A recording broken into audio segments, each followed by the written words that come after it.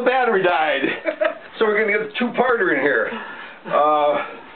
Okay. Where were we? I don't know. All of a sudden, blink. Yeah. No, I was going to talk about the final process. Right. Okay. Right. So once we're talking about getting the track together first, the sound of the music first, right? Then the vocal. You know, even though I had the vocal on, but I was using that as a reference to the song. Right. So now it's time to marry the all the music to what the lead vocal is doing. Right. So we're talking about dynamics, how things would, you know. Right. Now, to me, putting the vocal up was like surfing in a way, because you get that right level between all the music and the lead vocal. You just got to get that right marriage between the two, and then you got to kind of ride it through the different parts of the song, you know. I remember once I came down to LA to visit you, and I find you in the studio. I says, "What are you doing?" You told me, he says, "You're doing a Vendetta mix." And remember, it was a Smokey song, and for some reason, Guy Costa thought he could mix it better than you or something. He thought it wasn't your song to mix. Why he thought that, I haven't a clue. I remember. So he had done some sort of a mix on it, you know. So I come in and I said, "What are you doing?" And he says, "I'm doing a Vendetta mix." And so you were doing this song, you know, and you were even like, I guess, Guy's, some of his notes were in there. He said, "Raise Smokey's voice 1 dB." And I remember you went, "Ooh, 1 dB." Which you can't, you know, so the point is you can't mix technically. No, you can't. Mixing is an art.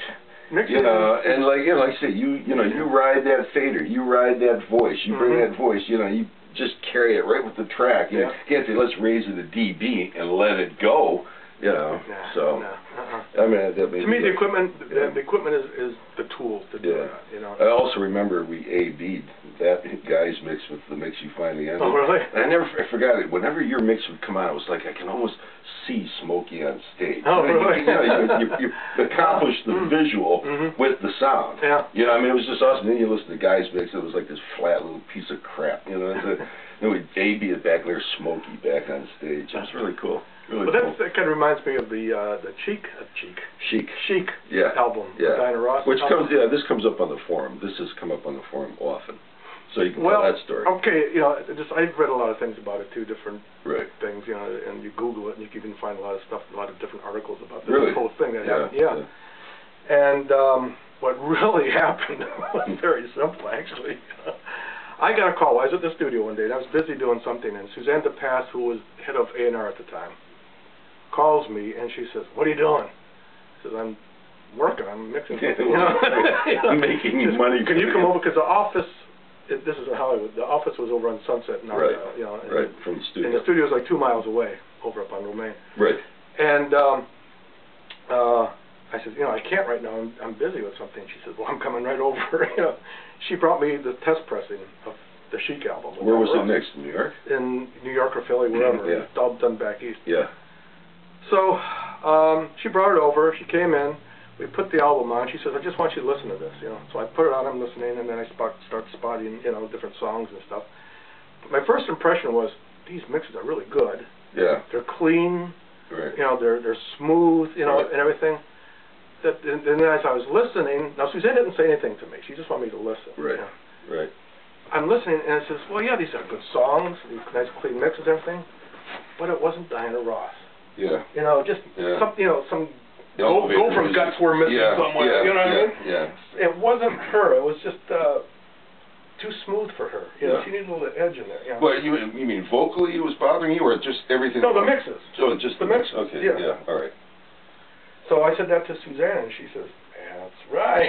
She knew it. Yeah. What happened was Diana heard, you know, the mixes. Right. She didn't like it, and it goes. What was that noise?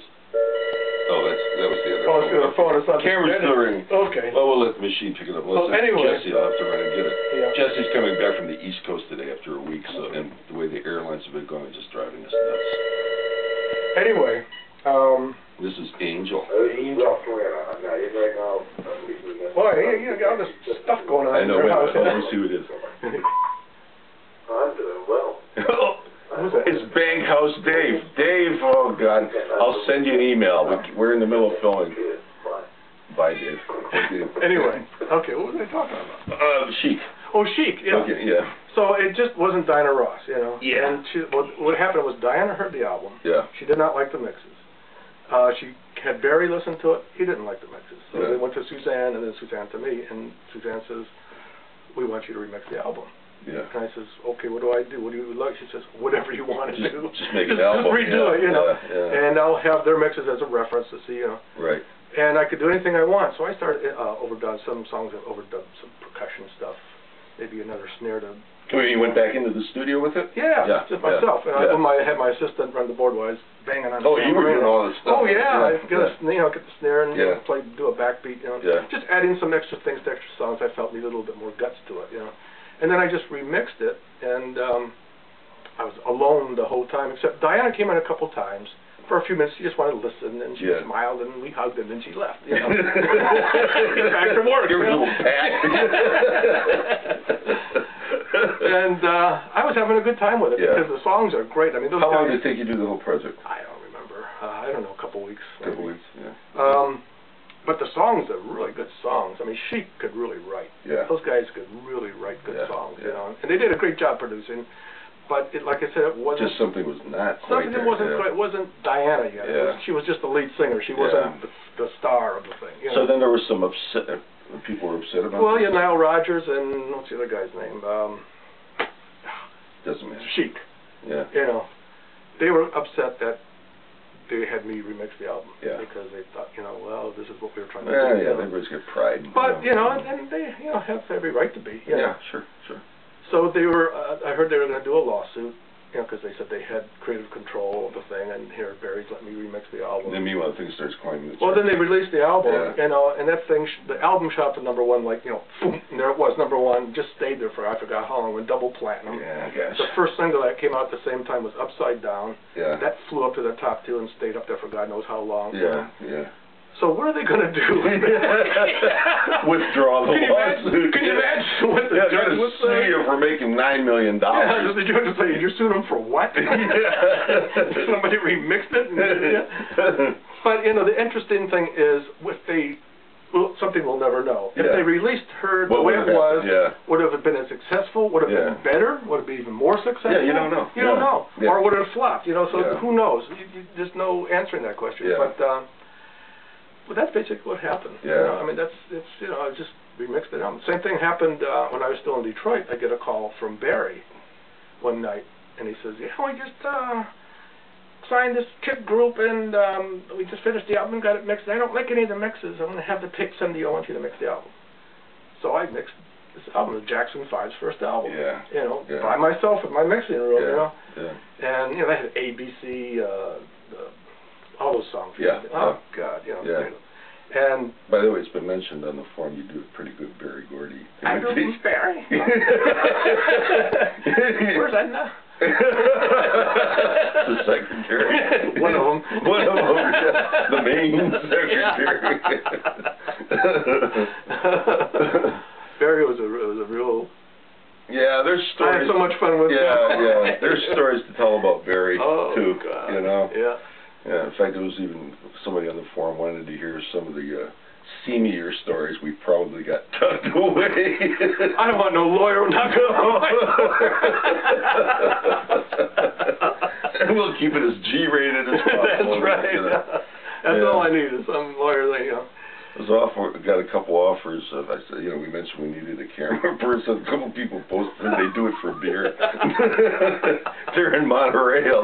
I'll get the 6-pack. That's right. Tell me what you want.